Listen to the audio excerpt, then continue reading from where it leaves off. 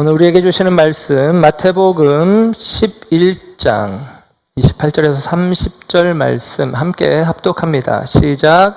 수고하고 무거운 짐진 자들아 다 내게로 오라. 내가 너희를 쉬게 하리라. 나는 마음이 온유하고 겸손하니 나의 멍에를 메고 내게 배우라.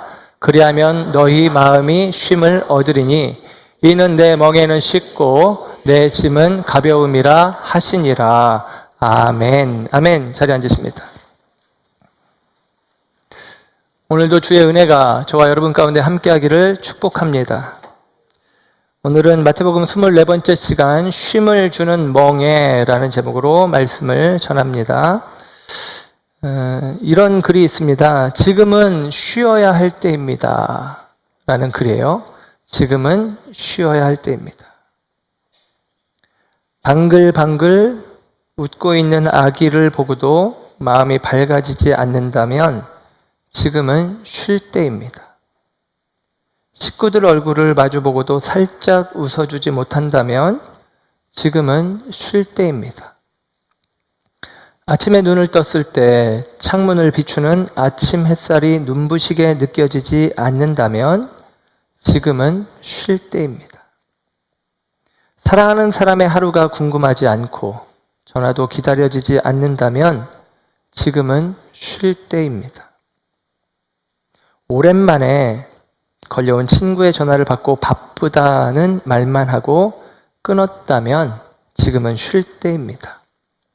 아름다운 음악을 들으면서도 소리만 들릴 뿐 마음에 감동이 흐르지 않는다면 지금은 쉴 때입니다. 슬픈 영화를 봐도 눈물이 나오지 않고 슬픈 연속극을 보면서 극본에 의한 것이라는 생각이 든다면 지금은 쉴 때입니다. 오래된 사진첩을 넘기다가 반가운 얼굴을 발견하고도 궁금해지지 않는다면 지금은 쉴 때입니다. 사랑하는 사람과 헤어진 뒤 멀어지는 뒷모습을 보기 위해 한 번 더 뒤돌아보지 않는다면 지금은 쉴 때입니다. 아침과 저녁이 같고 맑은 날과 비 오는 날도 같고 산이나 바다에서 똑같은 느낌을 받는다면 지금은 쉴 때입니다. 당신은 그동안 참 많은 일을 했습니다. 그러나 가장 중요한 일 한 가지는 하지 않았습니다.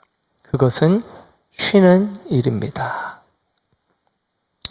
이 글을 읽고 또 들으면서 지금 내가 쉬어야 할 때구나 라는 생각을 그런 느낌을 갖지 않는 사람은 한 사람도 없을 것 같습니다. 저도 다시 말씀을 준비하면서 이 글을 이렇게 다시 읽어보면서 나도 쉬어야 되겠구나 라는 생각을 했습니다. 저 좀 쉴게요. 시편에 하나님께서 우리를 잔잔한 물가에서 쉬고 놀게 하시는 분이고 푸른 풀밭에서 뒹굴며 놀게 하시는 분이다 라고 노래를 합니다.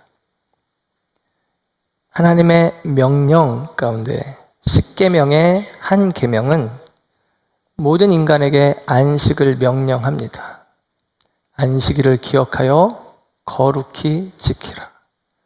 우리는 거룩히 지키라 라는 말에 방점을 두고 지켜야 돼 라고 생각을 하지만 안식일을 지킨다는 말은 뭐예요? 안식하라 라는 말입니다. 안식일이니 안식하라. 쉬어라. 놀아라. 그 이야기를 하고 있습니다.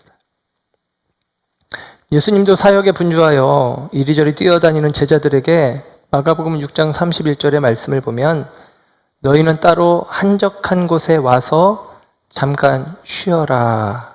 그렇게 말씀하십니다. 사람들이 많아서 끼니도 제대로 때우지 못하고 바삐 이리저리 분주하게 다니는 제자들을 보면서 한적한 곳으로 와서 잠깐 동안 좀 쉬어라. 그렇게 말씀을 하세요.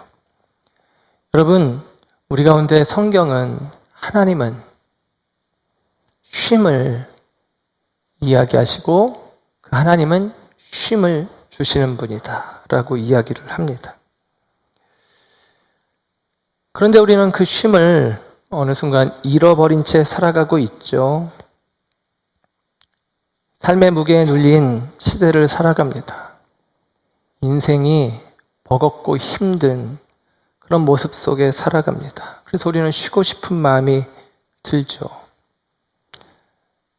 힘이 드니까 쉬고 싶은 것입니다. 제가 제 하루 일과 가운데 제가 일반 직장에 다니는 사람이라면 못하는 일 한 가지를 하는데 우리 아들을 이제 오후에 픽업을 해 옵니다. 학교에서 픽업을 해 오는데 저한테는 이 일이 너무 힘든 일이에요. 그 시간에 꼭 부르면 가야 되고 귀찮고 짜증이 납니다. 지가 차 타고 다니지 그런 느낌? 그런 느낌. 그래서 너무 힘들게 제가 가거든요. 태우러. 그러면 우리 아이가 나와가지고 제 차를 딱 타면서 가방을 던지면서 이렇게 말합니다. 힘들어. 끝. 힘들어. 자기 힘들다는 거예요. 내가 힘든데, 내가 짜증난데. 힘들어. 그런 거죠. 아이도 힘들고, 어른도 힘들고, 다 힘들죠. 힘듭니다. 힘들어요. 힘이 드니까 사람들은 그 힘든 일들을 피하는 마음들이 우리 가운데 들죠. 도피하는 마음이 듭니다. 그래서 어떤 경우는 술을 찾기도 하고, 마약, 도박, 그리고 요즘 시대에는 예를 들면 스포츠나 영상물이나 게임물 등의 마음을 빼앗기면서 그 힘든 순간을 모면하려고 하는 모습들이 있기도 합니다. 힘들다라는 말과 더불어 요즘 많이 들려지는 이야기는 어렵다라는 이야기들을 많이 듣게 됩니다. 경제가 어렵다, 취업이 어렵다, 국제정세가 어렵다, 정치 상황이 어렵다 등등 어렵다는 이야기를 많이 듭니다. 어려운 일들이 산적해 있고 그 일을 감당하자니 버겁고 힘들고 그러니 그것을 피해서 잠깐 모면하는 게 아니라 쉬고 싶은 마음들이 우리 가운데 있다라고 하는 사실이죠. 성경은 특별히 우리가 보았던 말씀 중에 마태복음 9장 말미에 그런 이야기가 있습니다. 사람들이 쉬지 못하고 힘들어한다라는 것이죠. 고생하고 기진하는 사람들의 이야기가 있는데 마태복음 9장 36절에 무리를 보시고 불쌍히 여기시니 이는 그들이 목자 없는 양과 같이 고생하며 기진함이라 그럽니다. 고생하며 기진하며 힘들어하며 그리고 어려운 상황 속에 그대로 방치되어 있는 그들을 바라보며 주님이 하시는 말씀은 목자 없는 양과 같기 때문이다. 목자가 없기 때문이다 라고 이야기합니다.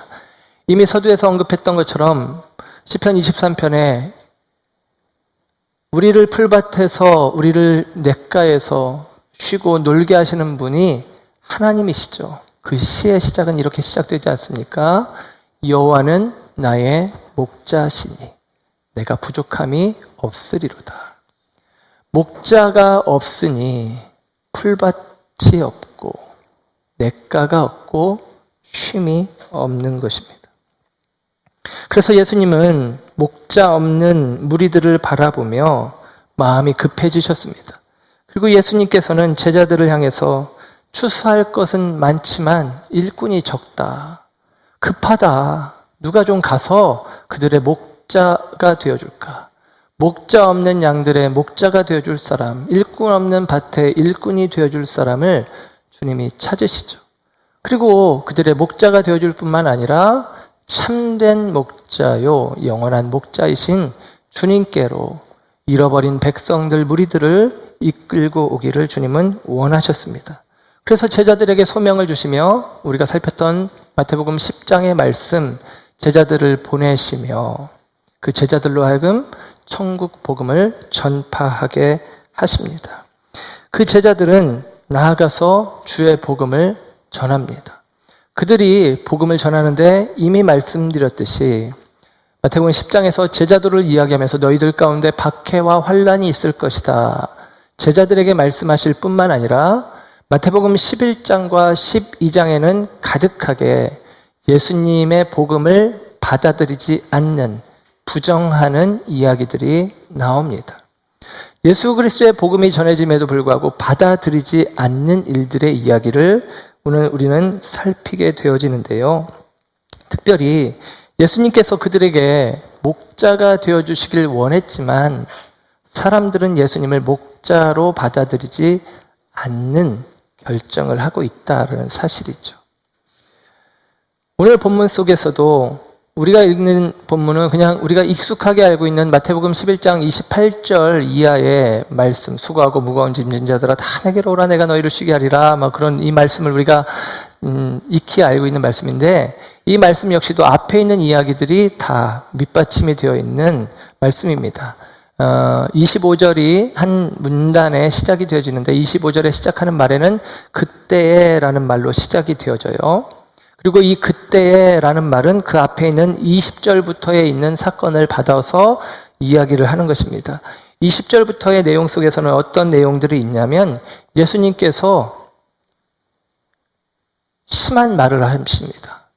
화 있을진저 고라시나, 화 있을진저 벳세다야, 화 있을진저 가버나움아, 그런 이야기를 하십니다. 고대 사회에는 말의 저주를 크게 여겼습니다.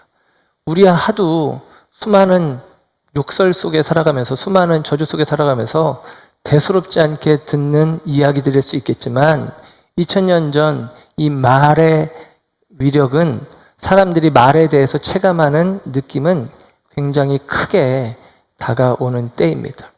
그런데 예수님께서 저주의 말을 하는 것입니다. 화 있을진저라고 하는 것이죠. 그리고 그 대상들이 고라신이요, 벳세다요, 가버나움입니다. 여러분, 고라신이라는 곳은 성경에 나오진 않았지만 이제 벳세다와 가버나움, 벳세다는 예수님의 제자들이 살았던 고향 땅이라고 볼 수 있고요. 가버나움은 예수님께서 많은 활동을 하신 곳입니다. 가버나움에서 수많은 기적을 행하셨죠. 본 동네라고도 이야기하는 곳입니다. 갈릴리 호수의 북쪽 지역에 있는 도시들인데요. 갈릴리 호수 북쪽의 요단강 동편에 위치한 곳이 벳세다입니다. 거기에서는 헐몬산에서부터 흘러내리는 물이 갈릴리를 채우는데 그 헐몬산에서 흘러내리는 물도 요단강이에요. 우리가 알고 있는 요단강은 갈릴리에서 사해까지의 강을 요단강이라고 생각하지만 이 갈릴리 바다 북쪽에 갈릴리까지 물이 들어가는 통로도 요단강입니다. 그 요단강과 갈릴리가 만나는, 갈릴리도 물론 호수이지만 만나는 그 지점이 물고기들이 많이 잡히는 곳입니다. 그래서 거기에서 어부들이 많이 활동을 했고, 이 벳세다라는 곳에서는 특별히 예수님께서 나중에 보면 나오겠지만 오병이어의 사건을 일으켰던 곳입니다. 놀라운 능력, 놀라운 기적이죠. 가버나움, 그리고 그 중간쯤에 고라신이라고 하는 곳이 조금 더 내륙적으로 위치해 있습니다. 그래서 이곳에서 예수님이 벳세다와 가버나움을 중심으로 왕래를 하시면서 수많은 기적들을 행하셨다라는 거예요. 그런데 사람들은 그 기적을 경험하고도 예수님을 받아들이는 것에 대해서 거절하고 있는 것이죠. 그래서 예수님께서는 화 있을진저 그러면서 차라리 두로와 시돈, 가나안 사람의 땅이고 부정한 땅입니다. 그 사람들에게 내가 기적을 행했더라면 그들이 믿었을 것이다. 심지어는 이미 망해버린 도시인데 소돔 가운데 불심판을 받았던 소돔에서 내가 이런 능력을 행했더라면 그들이 나를 믿었을 것이다. 그런 말씀까지 하십니다. 그런데 갈릴리 지역에 있는 예수님의 고향마을 가까운 이 동네에 수많은 기적과 능력을 경험했음에도 불구하고 믿지 않는다라는 것이죠. 그래서 예수님께서는 화 있을진저라고 이야기합니다. 그리고 그 화 있을진저라는 예수님의 저주의 외침, 이 외침의 이유를 오늘 성경에서는 20절에 이렇게 이야기를 해주는데요. 20절 말씀을 보면 예수께서 권능을 가장 많이 행하신 고을들이 회개하지 아니함으로, 그럽니다. 왜 화 있을진저 하고 말씀하시냐? 회개하지 아니함으로 라는 것입니다. 회개하지 않았다라는 거예요. 우리가 지난주에 말씀의 제목을 기억하십니까? 침노하여 침노당하는 천국이라는 제목으로 말씀을 전했습니다.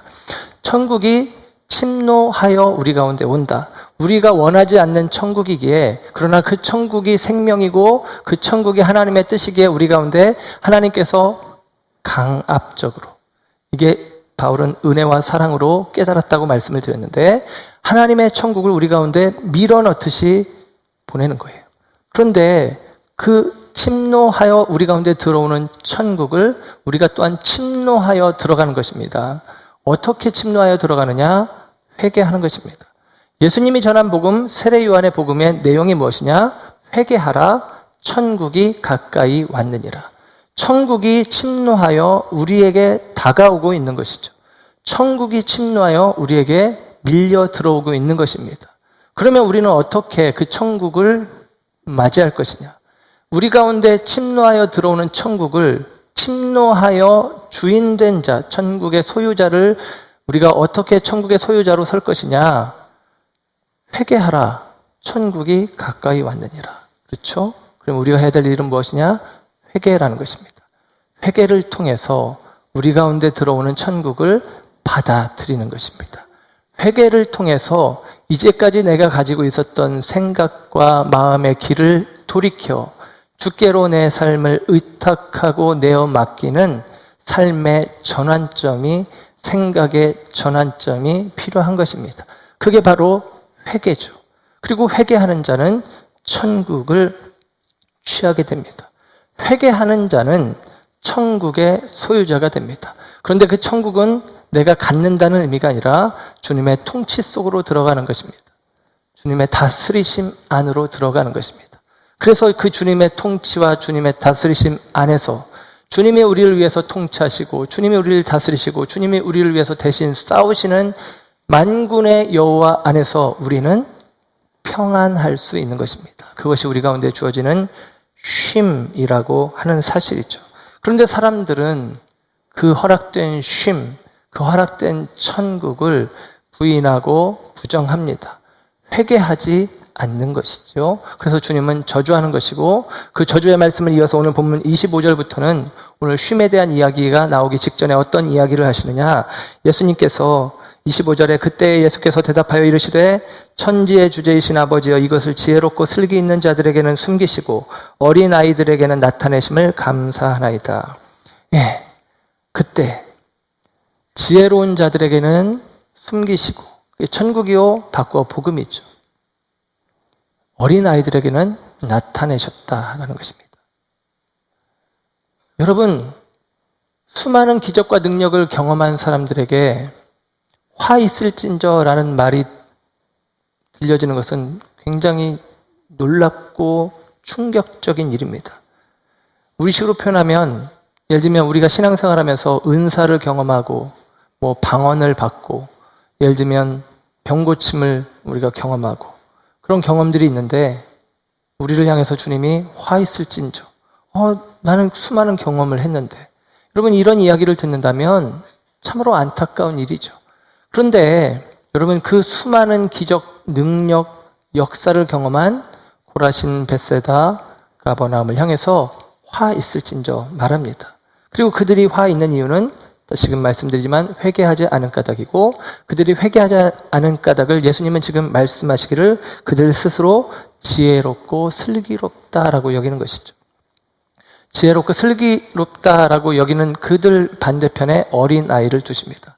어린아이는 작은 자를 의미하죠.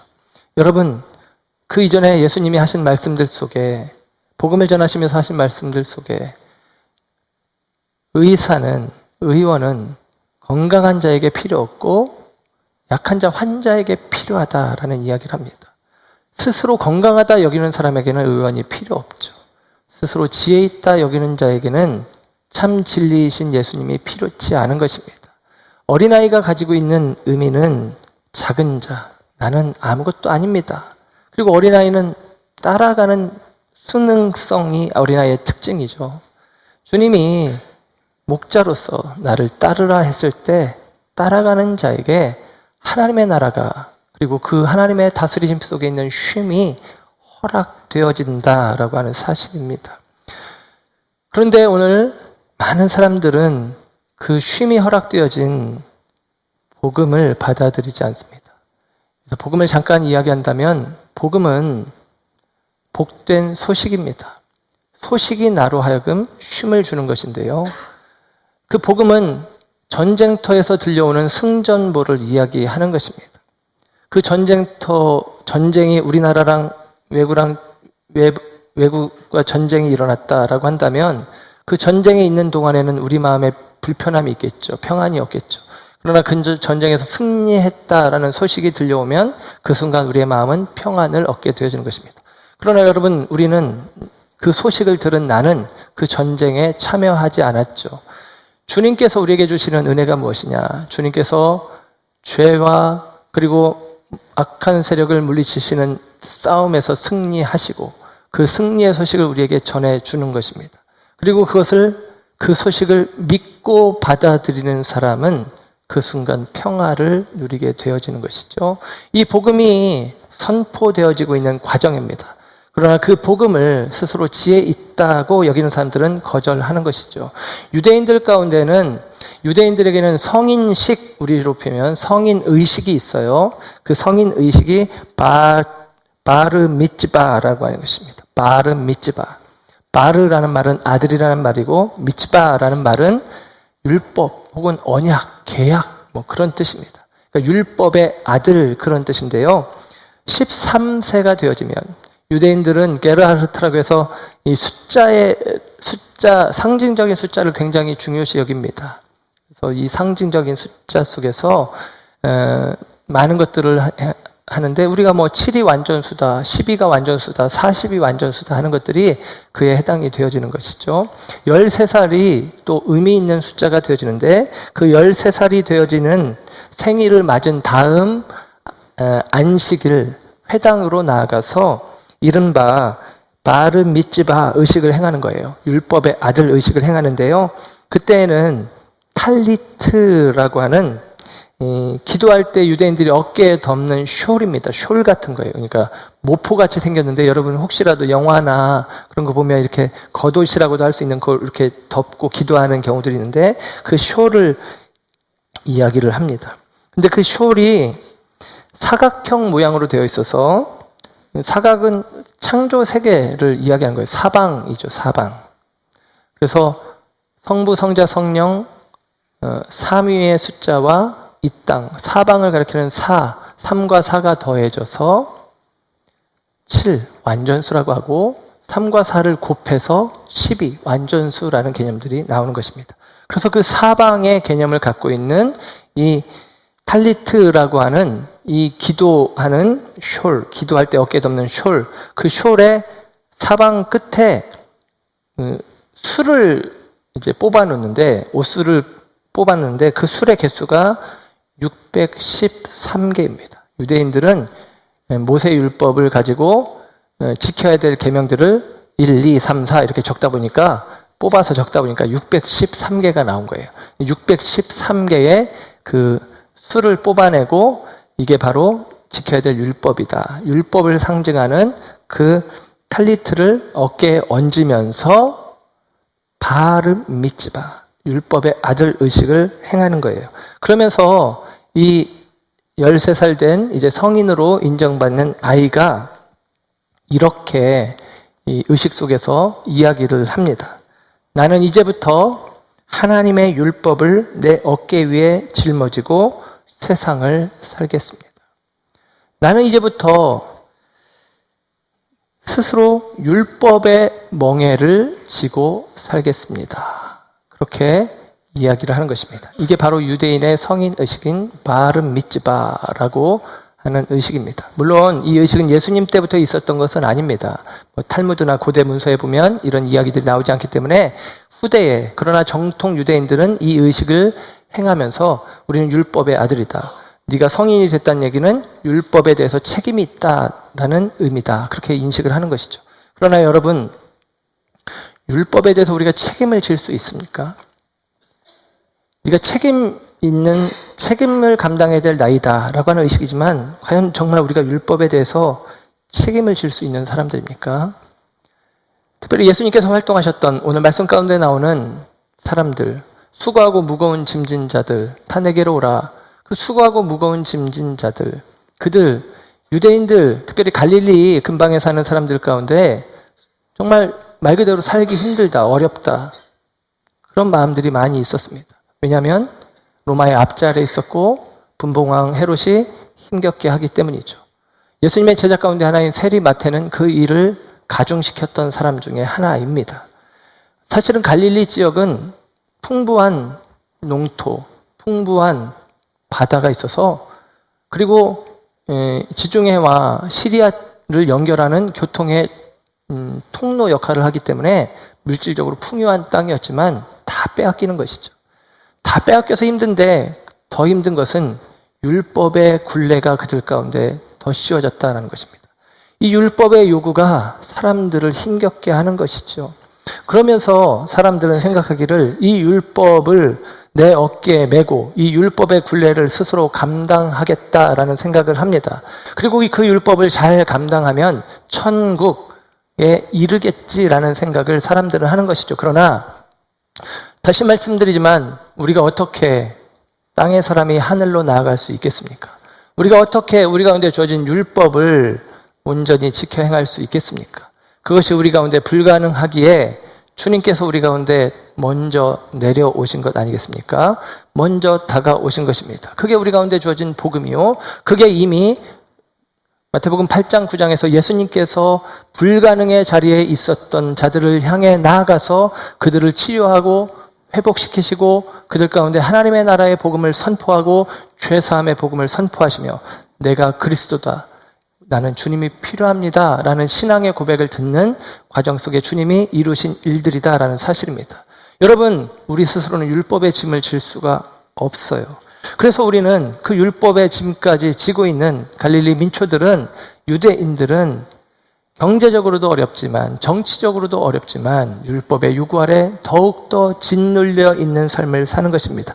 그들을 향해서 예수님은 목자 없는 양과 같이 그들이 기진하고 힘들다라고 이야기하시면서 그들에게 내가 목자가 되어줘야지 하면서 목자로서의 음성을 바라는 것입니다. 내게로 와라 라는 것이죠. 내게로 와서 쉬어라 라고 이야기하는 것입니다. 수고하고 무거운 짐진 자들아 다 내게로 오라, 내가 너희를 쉬게 하리라. 다 내게로 오라 말씀하십니다. 그런데요, 여러분, 무거운 짐진 자들아 다 내게로 오라, 내가 너희를 쉬게 하리라 그러면 그 짐을 벗겨주셔야 우리는 쉰다라고 생각을 하는데, 오늘 본문 내용 속에서는 그 짐을 벗겨주시는 내용은 없고 30절에는 이는 내 멍에는 쉽고 내 짐은 가벼우니, 그러면서 그 멍에도 매라 그렇게 29절에 이야기를 합니다. 아니, 우리 짐을 벗겨주셔야 되는데 주님의 짐까지 짊어지게 하시면서 쉬라고 말씀하십니다. 참 역설적인 것이죠. 우리 생의 짐은, 우리가 지고 살았던 그 짐은 예수님 믿는다고 벗겨지는 일이 없습니다. 예수님 믿으면 문제가 다 해결된다고 생각하겠지만 그렇지 않습니다. 그 짐은 그대로입니다. 예수 믿는다고 경제적인 문제가 더 좋아지지 않습니다. 물론 예수 정신으로 살아가는 사람들에게는 그 정신으로 살아가는 그 삶의 열매들은 경제적인 부유함이, 풍족함이, 그리고 축복이 임한다고 저는 믿습니다. 그러나 예수 믿는다는 것 자체가 우리에게 부를 가져오거나 우리 가운데 있는 모든 문제들이, 인생의 짐들이 벗어지는 일들이 아니다라고 하는 사실입니다. 그러나 여러분, 그 짐이 우리 가운데 있기에 우리는 도와주실 분, 내 짐을 더불어 함께 지실 분을 찾는 마음이 있는 거 아닙니까? 여러분, 사실 우리가 왜 교회 나왔습니까? 힘들어서 나왔잖아요. 힘들어서. 내 이 버거운 인생을 나 혼자 감당하기 어려우니까 좀 위로를 받을까, 도움을 받을까, 그런 마음으로 나온 거 아닙니까? 그래서 사실은 이 벗겨지지 않는 짐이 끊임없이 주님을 찾게 하는 또 다른 역설적인 은혜의 도구가 되어지기도 합니다. 바울 같은 경우는 질병이 벗어지길 원했지만 그 질병이 벗어지지 않죠. 그리고 주님의 말씀은 내 은혜가 내게 족하다라는 것입니다. 그는 그 약함을 발견하며 주님께로 날마다 자신을 의탁하는 삶을 살아가는 것이죠. 배에 특별히 예를 들면 컨테이너선 같은 배, 유조선 같은 배의 가장 밑바닥에는 뭐가 있냐면 벨러스트라고 하는 빈 공간이 있어요. 빈 공간. 그래서 컨테이너를 만약에 가득 실었다라고 한다면 그 배가 컨테이너 무게 때문에 이렇게 가라앉겠죠. 근데 너무 깊이 가라앉으면 물과의 마찰이 커지기 때문에 배가 나아가는 속도가 느려져서 말 그대로 연료 소비가 되는 것입니다. 그래서 적당한 높이를 유지해서 가야 되는 것이죠. 그래서 배 컨테이너를 많이 실으면 벨러스트의 빈 공간을 그대로 둡니다. 그런데 짐을 이제 내리면 배가 가벼워지니까 물 위로 붕 떠 올라가겠죠. 그러면 어떻게 되느냐? 파도에 넘어집니다. 그래서 이 벨러스트라는 공간에 그 순간에는 짐을 내렸을 때는 물을 채워넣어요. 물을 채워넣으면 배가 물의 무게 때문에 살짝 가라앉습니다. 그래서 안전하게 하는 것이죠. 여러분, 그 벨러스트라는 말을 우리말로는 어떻게 표현하냐면 바닥짐이라고 표현을 해요. 그 바닥짐은 벗어버리는 게 아닙니다. 그 바닥짐은 우리로 하여금 안전하게 하는, 그리고 우리로 하여금 넘어지지 않게 하는 도구가 되어지기도 한다라고 하는 사실이죠. 특별히 예수님께서 내가 주는 멍에를 메라라고 이야기를 합니다. 내가 주는 멍에는 쉽고 가볍다. 그런 이야기를 오늘 하시죠. 여러분, 주님의 멍에가 쉽고 가벼운 이유를 여러분 그런 이야기 들어보셨겠지만 우리 성경 공부 때도 참 제가 말을 했었군요. 예수님은 요셉의 아들로 그 직업이 목수였던 것으로, 그리고 전승에 의하면 예수님이 목수 중에서도 멍에 만드는 기술자였다라고 이야기를 합니다. 소나 나귀가 끄는 멍에를 만드는 기술자. 그 멍에를 예수님이 만들어서 우리에게 지어주시니, 그 멍에 기술자가 만들어서 멍에를 지어주시니 우리 몸에 딱 맞는 멍에를 지어주는 것이죠. 여러분, 맞지 않는 신발, 또 불편한 도구를 사용하면 힘들지만 몸에 꼭 맞는 거. 예를 들면 요즘은 좀 많이 안 하는 것 같은데 청년들이 볼링을 할 때 예를 들면 볼링을 지공이라고 해서 구멍을 내 손가락에 맞게 딱 파잖아요. 그럼 평소에 만약에 10파운드를 들었다. 그러면 지공을 해서 들으면 15파운드 정도를 들어도 별로 무겁지가 않아요. 그런 것이죠. 주님이 내게 가장 걸맞는 멍에를 만들어 주신다라는 사실입니다. 그래서 그 멍에는 쉽고 가벼운 거예요. 또 한 가지 의미는 우리나라에서는 멍에를 한 마리의 소가 메고 일을 하지만 팔레스타인 지역에서는 두 마리가 함께 멍에를 맵니다. 그리고 그 멍에의 한 켠, 내가 지고 있는 멍에의 다른 편에 누가 있겠느냐? 영적인 의미로 이야기한다면 예수님이죠.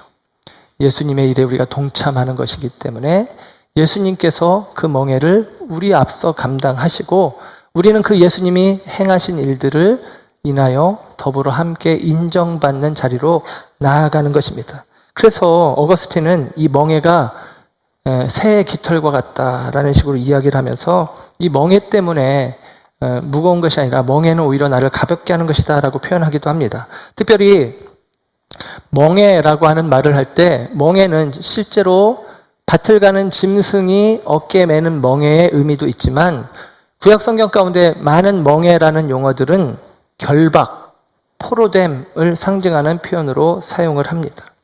그러니까 멍에는 뭐냐? 너희들이 이방 나라의 멍에를 매게 될 것이다. 너희들이 포로가 될 것이다. 그런 이야기입니다. 그런데 여러분, 예수님이 내 멍에를 매라라는 얘기는 그러면 바꿔 말하면 예수님의 포로가 되는 것입니다. 예수님께 결박되는 것이죠. 우리 찬양의 고백 속에 주께 매인 자라는 의미가 있습니다. 주님께 매어진 자. 여러분, 주님께 매임을 당한 자는 평안을 얻게 되어집니다. 그게 우리가 불편합니까? 저는 제 아내가 저를 자꾸 결박하려고 합니다. 요즘은 안 쓰는 표현인데 제가 허리가 아파서 이제 구르기 운동을 해요. 구르기 운동이 좋다고 해서 이렇게 허리를 구부려서 이렇게 구르기 하는 것입니다. 윗몸 일으키기 하듯이. 그러니까 그 모습을 보고 요즘 우리 교회에 공벌레가 많이 있는데 이렇게 건드리면 동그랗게 많은 그 모습을 보더니 제 아내가 어젯밤에 저한테 그랬습니다.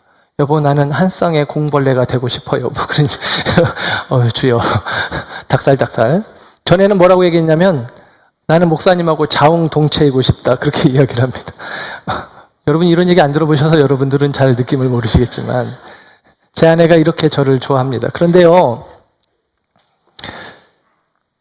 그래서 저는 귀찮아요. 자꾸 자기랑 같이 있재요. 너무 귀찮아요. 난 일해야 되는데 언제 오냐고 자꾸 그래요. 너무 귀찮아요. 육체적으로는 멍해를 지면 귀찮고 힘이 듭니다. 근데요, 저는 너무 마음에 평안이 있어요. 안정감이 생겨요. 내 아내라고 하는 나를 얽어매는, 나를 속박하는 아내의 존재가 너무 제게 안정감을 주는 거예요. 너무 내게 평안함을 주는 거죠. 여러분, 우리가 예수님께 매여 있다는 게 육체적으로는 불편할 수 있죠. 해야 될 의무들이 있잖아요. 신앙생활의 의무들이 있고. 그러나 여러분, 이 매임이 우리의 마음 가운데 얼마나 큰 평안이 되는지 몰라요. 오늘 예수님께서 그런 말씀을 하세요. 나는 마음이 온유하고 겸손하니 나의 멍에를 메고 내게 배우라. 그리하면 너희 마음이 쉼을 얻으리니. 주님이 말씀하셨어요. 너희 육체가 쉼을 얻으리라 말씀하시지 않고 너희 마음이 쉼을 얻으리라 라고 이야기를 합니다. 우리의 마음에 이와 같은 안정감, 이와 같은 쉼, 이와 같은 평안을 얻게 된다라는 것이죠.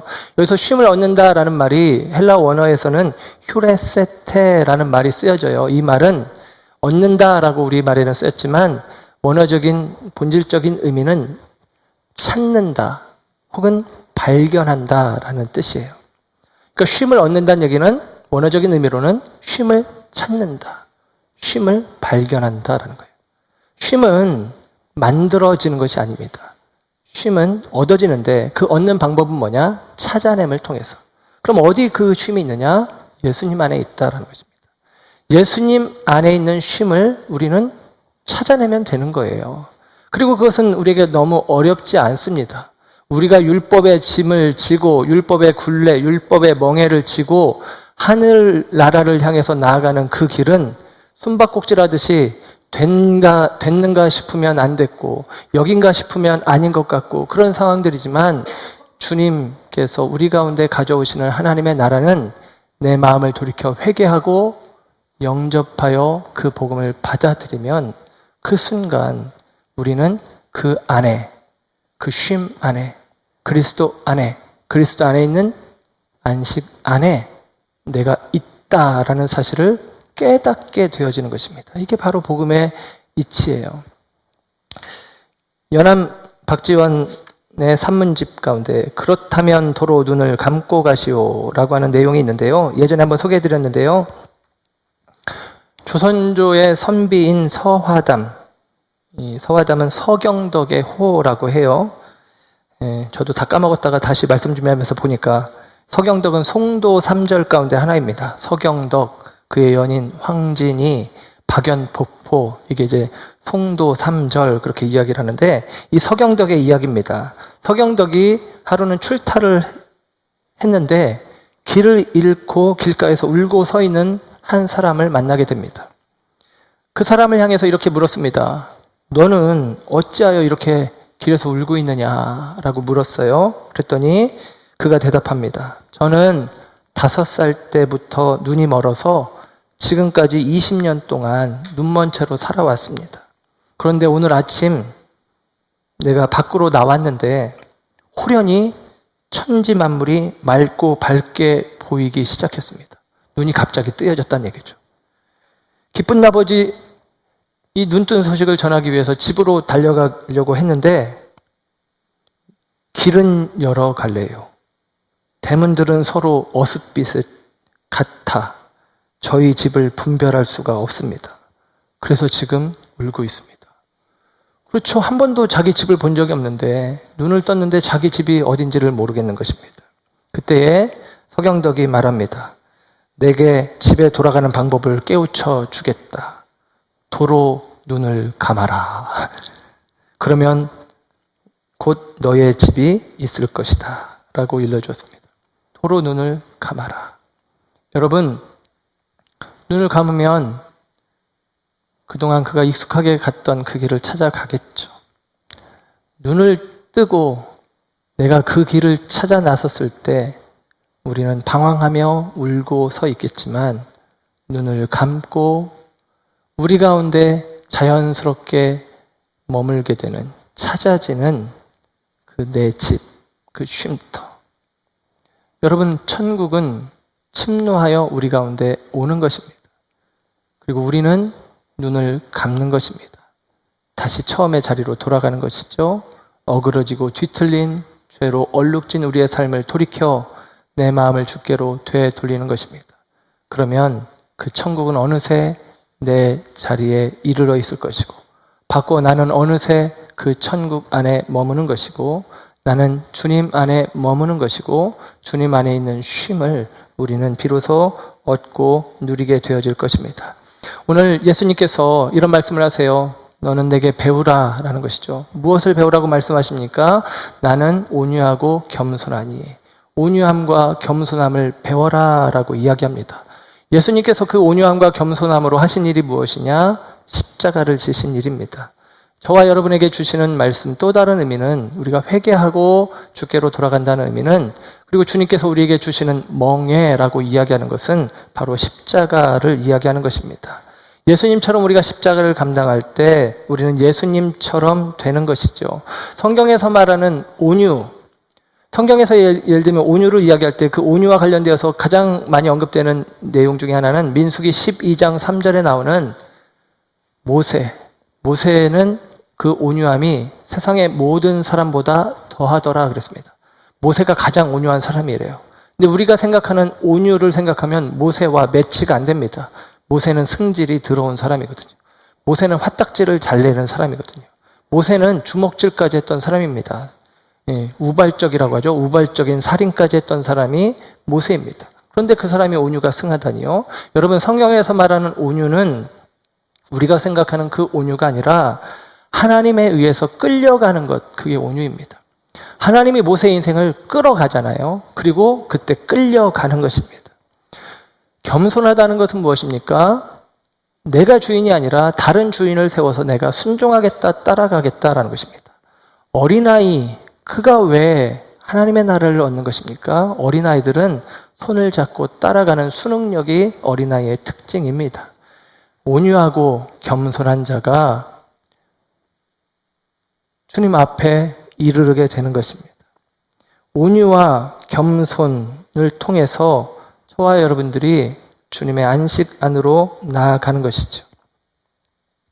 온유와 겸손을 통해서 안식을 얻은 또 한 사람을 소개해드리고 오늘 말씀을 가름할까 합니다. 그 사람은 노아입니다.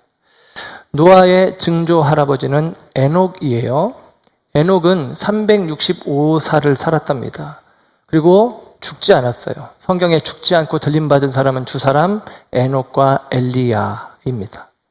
예수님도 죽음은 경험했는데 에녹과 엘리야는 죽음을 경험하지 않은 것으로 성경은 기록을 해주고 있습니다. 그리고 그 에녹이 아이를 낳았어요. 무드셀라입니다. 무드셀라, 가장 오래 산 사람, 969세를 삽니다. 무드셀라가 187세에 라멕을 낳았고, 라멕은 182세에 노아를 낳았습니다. 그래서 그들이 낳은 나이를 합치면 396, and 노아가 600살 때에 홍수가 납니다. 그래서 무드셀라가 죽은 그 해에 홍수가 일어나는 것입니다. 무드셀라라는 이름의 뜻은 창을 던지는 자라는 뜻을 가지고 있고, 창을 던지는 자라는 의미의 또 다른 뜻은 심판의 날이라는 뜻입니다. 창을 던진다는 얘기는 전쟁이 있다는 얘기고, 하나님의 심판은 전쟁으로 임하게 되어집니다. 그래서 그 무드셀라라는 이름의 뜻은 심판이 있다는 거예요. 그래서 무드셀라를 65세에 낳고 300년 동안 하나님과 동행한 게 에녹인데, 에녹은 하나님의 심판을 염두에 두고 살았던 것입니다. 그래서 그는 경건한 삶을 살았고 하나님 앞에 들림받은 것이죠. 그리고 그 무드셀라를 통해서 이름 지어진 대로 하나님의 심판의 날, 무드셀라가 죽는 그날 노아의 시대에 홍수가 임하여집니다. 그리고 그 노아 시대를, 여러분, 그때는 죄가 관영한 시대인데 그 노아 한 사람을 가리켜서 창세기 6장 9절에는 그 사람은 당대 의인이다 라고 이야기를 합니다. 근데 그가 그냥 의인이 아니라 그가 의인이 되어진 까닭은 그 앞에 6장 8절에 노아는 하나님께 은혜를 입었다라는 것입니다.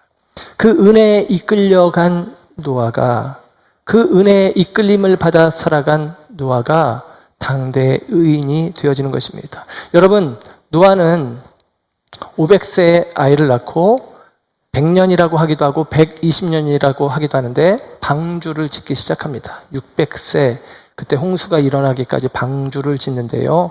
그 방주를 짓는 100년 혹은 120년의 시간, 그 시간 속에 수많은 갈등들이 있지 않았겠습니까? 한 번도 비라는 걸 본 적이 없는데 홍수가 난다니, 이 높은 산 꼭대기 위에 배를 지으라니, 그게 하루 이틀 사이면 뚝딱뚝딱 하고 끝나겠지만 100년의 시간 동안에 수많은 조롱과 모욕들이 있었을 것이고, 노아는 매 순간, 아니 매일같이 이 망치를 집어던지고 싶은 마음이 그에게 간절했을 것입니다. 그러나 그는 온유하고 겸손하여 주께서 이끄시는 대로 따라갑니다. 내 뜻이 아니라 하나님의 뜻을 쫓아갑니다. 그리고 그는 홍수의 날 방주를 타고 심판이 쏟아지는 그날 방주 안에서 안식하게 되어졌다라고 하는 사실입니다. 여러분, 온유함과 겸손함이 우리 가운데 안식을 가져오는 것입니다.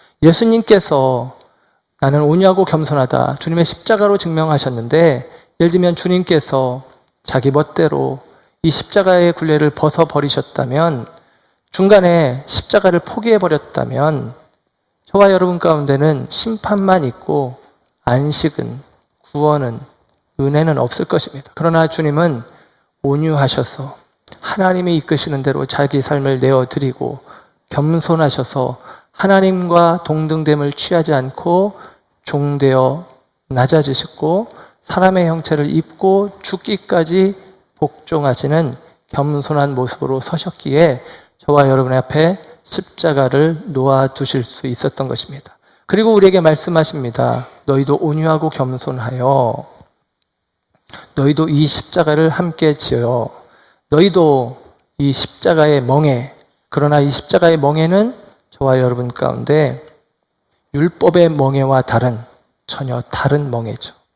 그 율법의 멍에는 내가 감당할 수 없는, 내 힘으로는, 내 능력으로는 감당할 수 없는, 하늘로 나가는 길을 도중에 포기하고 잃어버릴 수밖에 없는 길이지만, 십자가로 말미암아 주어진 멍에는 우리 가운데 은혜로 감당케 하시는 그 은혜 속에 우리가 있다라는 사실입니다.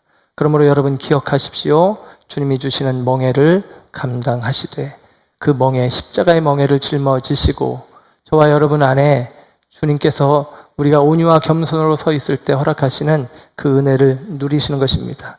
노아라는 이름의 뜻이 창세기 5장 29절에 이렇게 기록을 합니다. 그 이름을 노아라 하여 이르되 여호와께서 땅을 저주하심으로 수고롭게 일하는 우리를 이 아들이 안위하시리라 하였더라. 안위하시리라. 안식이라는 뜻, 그게 바로 노아라는 이름의 뜻입니다. 저주받아 심판 가운데 있을 우리들을 향해서 주님이 수고하고 무거운 짐진 자들아 다 내게로 오라. 내가 너희를 노아 같게 하리라. 저와 여러분 가운데 우리가 율법의 굴레를 벗고 은혜의 굴레 안으로, 은혜의 십자가 안으로 들어가는 믿음의 결단이 저와 여러분 가운데 영원한 쉼, 영원한 안식, 영원한 회복의 은혜로 주어질 것을 믿으시고 이 믿음 안으로 나아가시기를, 이 믿음 안에 있는 십자가의 멍에를 감당하시기를 결단하시기를 주님의 이름으로 축원합니다. 기도하겠습니다.